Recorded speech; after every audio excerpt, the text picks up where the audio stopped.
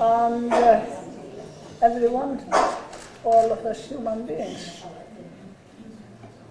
Welcome to Iceland and to this institution, which is named Veröld, and it's easy to understand for English-speaking people. It is the same as world, because in English there are so many old Norse words that we share together. They have changed more in English than they have in Icelandic. We are so proud of it here in Iceland that we are still speaking the oldest language in Europe at least. And this is a language that has been kept alive since the Middle Ages, when the so-called Vikings came to Iceland. They were not Vikings, they were peaceful farmers, wanted a new place to live. And this language is so rich. You heard it in the songs, they were all Icelandic, so rich of stories and memories, of course, and elves. You heard about the elves in Iceland, elves and trolls. I am often asked whether I believe in elves when foreign journalists come to speak to me and say, do you believe in elves? And what do I say? Yes, in a way. Because for no reason I would, or not for anything, I would lose all the legends that have been written about the elves. So if you find a book about the elves and the trolls, you should read it, because the elves protect us, definitely. And what did they do in the old days when they had no light and they had to sit in the dark? All these long months, you will discover it tomorrow morning when you are waking up and you think it's still night. It is not. What did they do? They had to have stories. They told stories in the long winter nights and no light anywhere. And we are very grateful for that, because it kept the language alive and it kept our memory alive. And it's one of the greatest heritage that you can get. I'm so happy to see you all. And I'm so happy to see some gentlemen here too.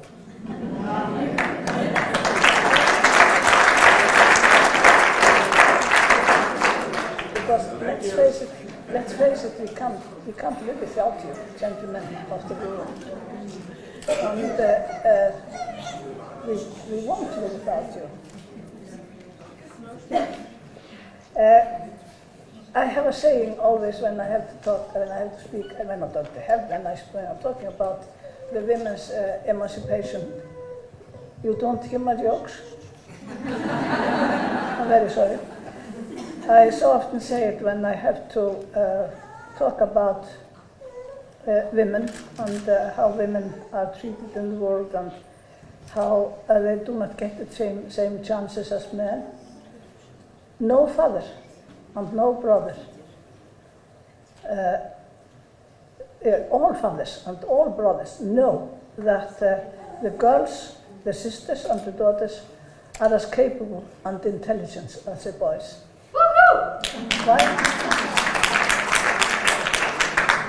Why don't they say it aloud where women are subdued? I say it aloud today, and please take it back with you. No father, no brother doesn't know that the girl in the family, daughter or sister, are not as intelligent as the boys, as the men. So the key to women's emancipation in the world is, of course, education. Education, education. Get educated, get educated. First to learn to read, and then take some education, no shorter or lesser than your brothers. And I am so satisfied when I see smiles on young girls' faces when I say this. Now, why was I elected there in 1980 as a president of Iceland? Let me tell you that the president is elected in a general vote. And we had before, as you all know, this women's strike in Iceland. The women were so clever that there was a hush-hush preparation. We will not have a strike, we will have a day off. And we call it a day off. The day off. And it was supposed to be a secret. No one was to know. But in spite of course the men knew. Wives had whispered this to their husbands' ears, and they all knew. So when the day came, the 24th of October 1974, they all went, in all places of Iceland, they went to their bosses and said, can I have the day off, please? Only 2 hours this afternoon. And they said, because they were prepared, of course you can dare. They were a little bit condescending, of course you can dare. And they all went to the main squares, and we went here into the main square here in Reykjavik. I was a theatre director then, artistic theatre director of the City Theatre, and we were going to have a dress rehearsal day after. And they came, and there was a knock on my door. The boss, I was the boss. And they stood there, the actresses and the box office and all the ladies in the theatre stood there and said, can we go to the square? And I had a theatrical pause and said, you have to decide that for yourselves, but I'm going. So we all went to the main square and had a marvelous time there. And when I come to the fact, why was I elected, I was asked to stay. I never, the President of Iceland is appointed or voted for in a general election. And suddenly they were looking for a woman. They said that after the day off in 74, that was in 1980, we cannot have a presidential election. They are mature, the Icelanders, they're very mature, without a woman candidate. So they came to me, I don't know why, and started to press. No, I said, no, I'm not capable of that. And there was more pressure. And when I got a telegram from the seamen out at sea, telegram was as long as this, please, madame, stand for the presidency. We want you to stand. And there came another message from the farmers. I yielded in, and I was a candidate for the presidency. And there was a huge discussion about how on earth can we have a woman for a president. That's unheard of. Of course it was. As late as in 1980. And so I went on. I campaigned as expected. And my asset was that I knew the country so well. I knew the literature. I knew the greatest part of the country.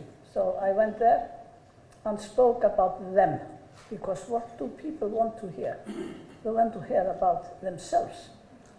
So a candidate that knows about them, those who live there out there, he can, he is popular.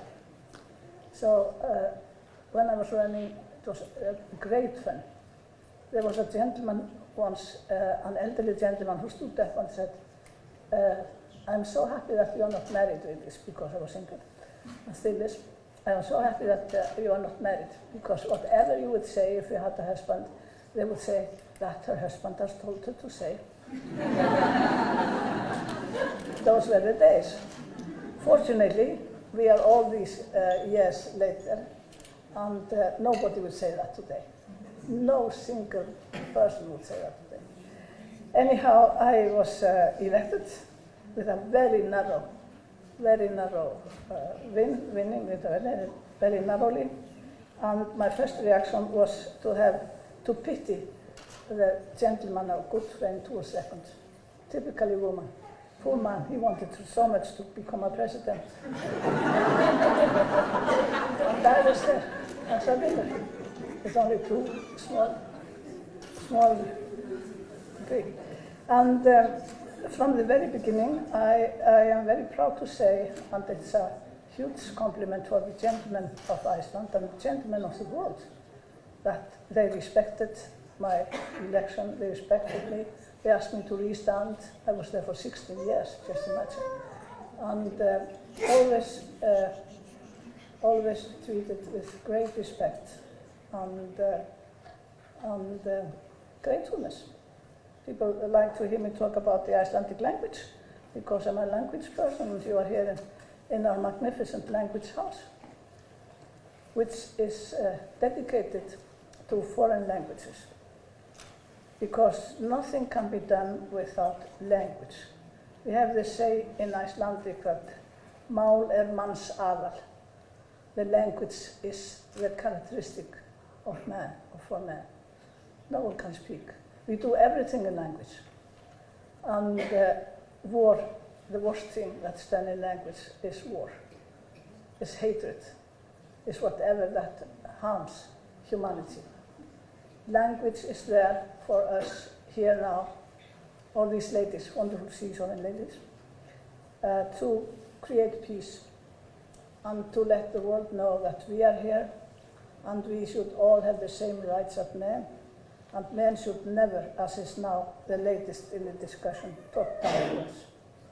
Talk down to us because that's power, that's showing power. And we are not there to listen to power. We are there to listen to messages about peace, about the strength of women in the world, about how much women of this world can give humanity. That's about all I have to say, apart from learn language. You can never lose anything by learning languages. Or you can only gain by languages because that is the mean of communication, it's a mean of care for humanity, and definitely something very important in education, and that's what we are all here for. Thank you for coming to Iceland.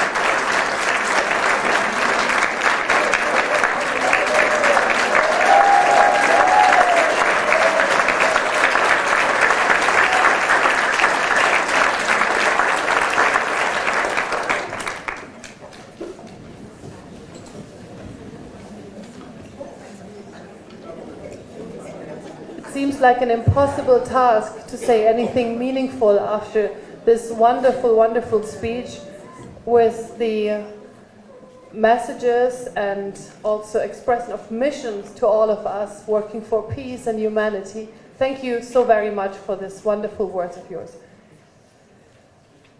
We want to talk here about how women leaders change the world. Now, as I said, Vigdis Finnbogadóttir started it all, and was only, when you look back 37 years ago, most of us in this room have been alive then.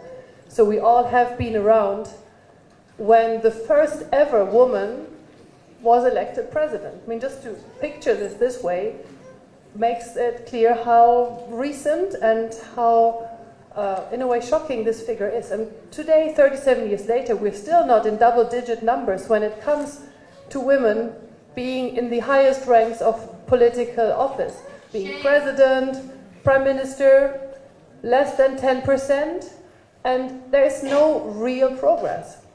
So we are here very, very honored to have, of this very rare species, several with us who can share with us their way and their experiences along this. And I would like to start by maybe asking you, Helen Clark, and then the same question to you. You have the advantage, Marie-Louise, to think about it for a few more minutes. What would be, in all these many times that you've entered into a room being the only woman, having to make your point as the only one who is of a different gender, and who's been then, of course, looked at differently, assessed differently, but you look back at this majority crowd and seen their behaviors. So what would be the main male behavior that you would like to see changed?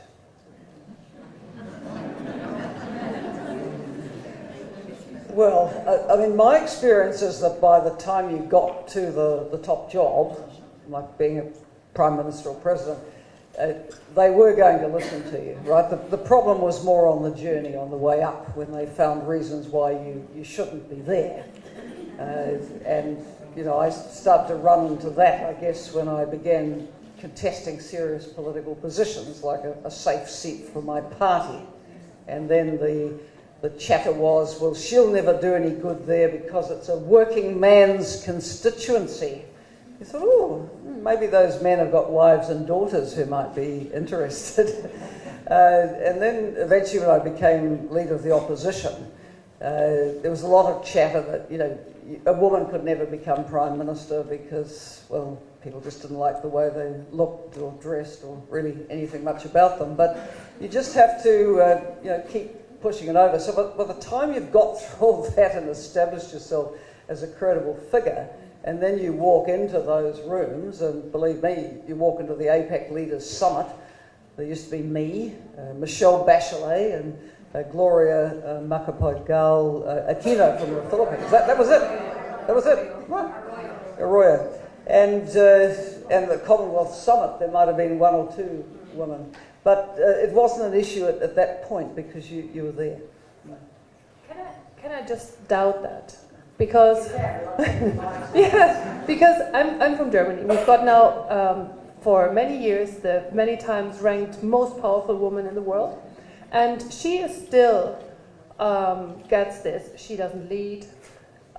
She doesn't show enough strength in pushing something through. So those questioning abilities is still there. But you think that's not a... Well, it may be a case of a prophet in their own country not being honoured, because I think around the world people look at Angela Merkel as an incredibly powerful and strong leader. She has great admiration, so let's ignore the petty critics at home. Good advice. Ignore the critics. At home and elsewhere, maybe. I mean, there is today, in today's language, you have these words like mansplaining, manterrupting, and a few others. Is that, I mean, current, present personalities excluded, of course, but is that something where you would say these are male behaviors that keep women out? Is that something you'd like to see change? I think we are speaking of the issue of patriarchy. Even though there have been quite some steps forward, but we still face the issue of mentality and culture. I will not mention names because I'll be speaking of people who are known, but yesterday I was in this very important UN organization, and we were speaking of equality as an important fundamental towards sustainability and the issue of women, etc. And this very important guy simply said, well, but in my department there are 70% of women, but the women there are note takers. So justifying that having parity or even a balance in favor of women and speaking is not sufficient. I mean, note takers, okay, that's an important job, but that doesn't justify equality or women really reaching certain levels. We need to, and that's why such gatherings are very important, such events. And I really would like to thank the world political leaders to take such initiatives to bring so many women from across the globe. We need to come together, we need to stand up together, we need to have a stronger voice, because we need to be there in numbers. I mean, I've been in the political field for 40 years in my life. I was the only ever female elected general secretary of a political party. But what did I change on my own? What did I change? The way even how you introduce us, rare species, I don't like to look like the only lion in the zoo, to represent all the species in the wherever. You know, we need to be together.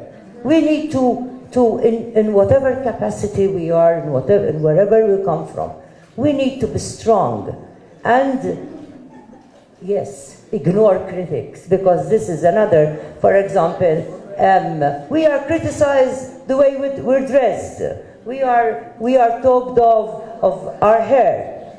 Have you ever heard of any or read anywhere any critical comment towards a man, head of government or head of state, about the suit or the shirt or the hair? I've never heard of any of them, but I've heard quite a lot from gossip columns, and I've read quite a lot. Even myself, I'm subjected to that, you know.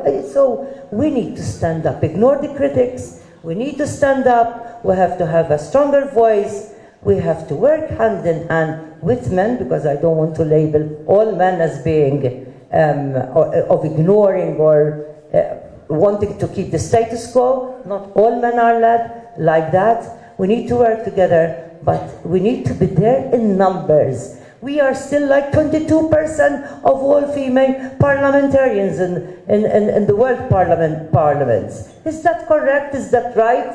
Shame. We are only 7% female heads of state. Is that right? No. And for example, we spoke of peace our very first female head of state. I feel so privileged to hear you speak, really. You spoke of peace, but we have to work for peace from the communities. But also, we need women to be around the peace tables. UN Women recently issued some indicators about this. And it is so shameful to see that only 9% were women negotiators. And then you find such a low percentage, and they come to peace agreements with a number of provisions that are linked to women. But where are the women to speak for themselves? And I appeal to the United Nations here. We can't resolve conflicts and wars and coming to agreements and leaving out women. Women are the souls of our communities. We need to build peace from our communities. It can't only be on the levels of the politicians, of the governments, to come to agreements without the women. But we need women around the peace table, so that they can trickle down. Their effect will trickle down to our communities to have true, effective and sustainable peace in the world.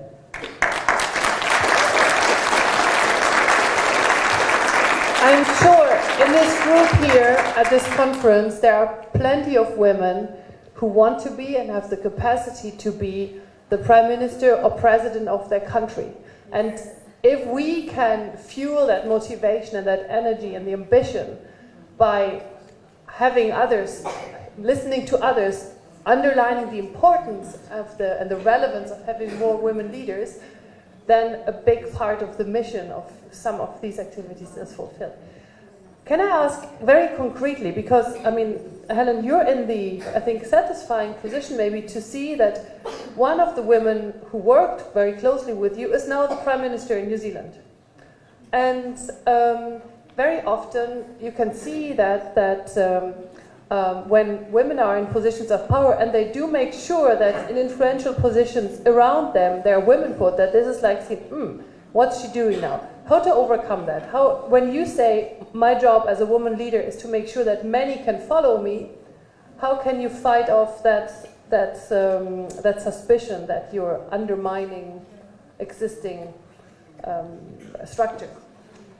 Well, you know, the topic for tonight was how women leaders change the world, and one of the ways is simply by being there, right?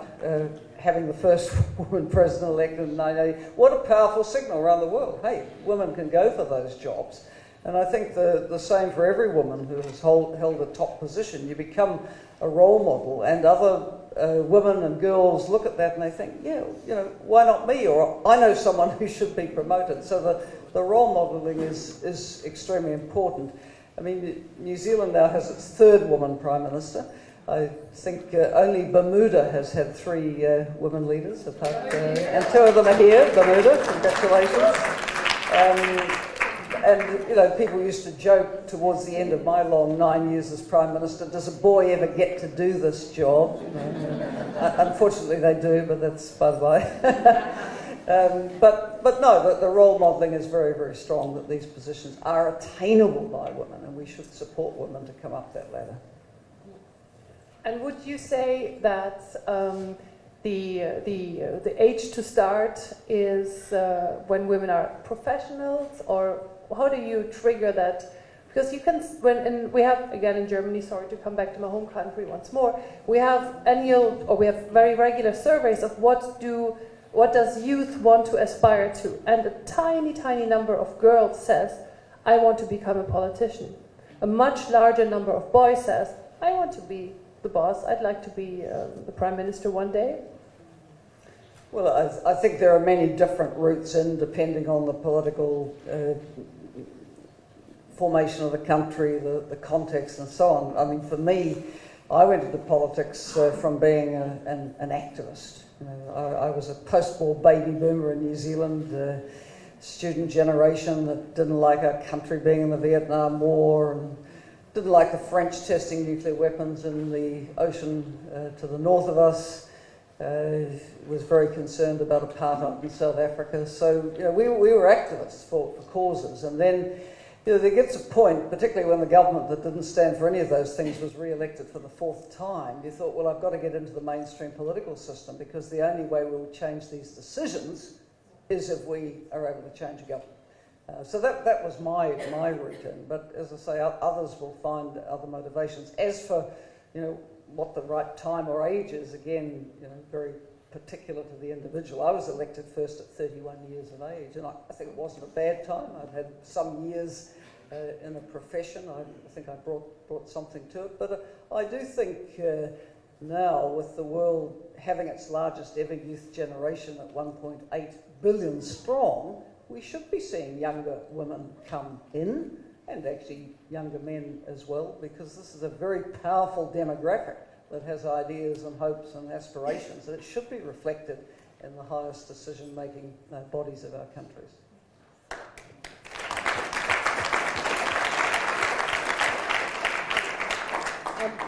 We have here among us quite a number of delegates from the Girls to Leader campaign, to which the President of Malta is the patron. And in your role as President, you are some kind of the highest authority, in a way, in your country. And you're listened to for the not so day-to-day politics initiatives and thoughts, but really on the bigger picture. And you have a strong focus on working with young people, but also working across nations. How does that reflect in the kind of women leadership specifically? Yes, and I'd like to add to what Helen was saying, because yes, definitely, role models are important. In fact, let me share this with you. Since I came to the presidency, and I happen to be the second woman president in Malta, female president, I get girls coming up to me and tell me, President, what should I study to become president? And that's wonderful, you know, it's something which, and it happens to me quite often. So role models are very important. Another thing which, through my foundation, we have facilitated very recently is the Young Women Leaders Network. So this is, again, this is the national level, but then there is the Girls to Lead to Leader that women political leaders are actually conducting. And I think this is very important, because I think we should target young girls. To change the mentality, the culture, we need to get them young. So we need to target young girls. In fact, what we have done, what Silvana has done in Malta with the workshops that we have had, we had young girls at the age of 16, 17, who have attended these workshops, Girl to Leader workshops, and I was very surprised because we had, I think, Ruth, there were about, Ruth, can see Ruth, was it about 30? More, or more, okay. And that is maybe for you coming from big countries, saying 50 is really a little, but for us in Malta, saying 50, probably Iceland would say the same because we're practically the same amount of population. It's huge. We started, because once we start, and once we can manage to entice a number of people, then the word spreads. And this is what we need to do, to direct our endeavors to young girls. We shouldn't say, okay, if a few come, we shouldn't say it's a few, but if we manage to entice truly those few, but in our case it wasn't, it was quite a big number, then I am sure that others will follow, because this is how it goes. You get the role models, and then a few at a time, and the whole thing grows. Let me have a final question in this fireside chat to these two wonderful women who share so much of their wisdom with us. And just on that wisdom sharing, is there a bit of advice or some guiding principle that you received which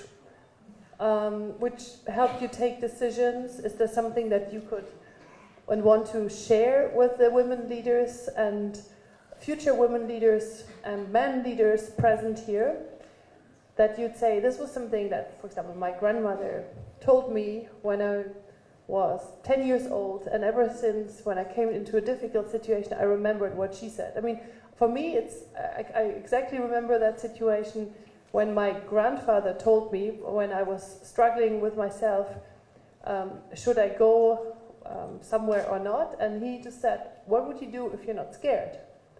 And so literally saying, stop being scared and then decide. And this was something that kept me going for a long time, and still is. So I just wonder, do you have something like that as a piece of advice that you received, or a piece of advice that you'd like to share with the people here? Marie-Louise, you first? Well, it's believe in yourself, and I think this is the main message of my father during my youth. We were 5 girls and 1 boy in my family. I was the eldest, and he really believed in us. He really believed in our abilities. My father really believed in our abilities, myself and my sister. And this is what he used to tell us: believe in yourselves, be determined. You have to dream, but be determined, and make sure that you really do what makes you happy. So I think this is what I would like to share with you. Believe in yourselves, dream, be determined.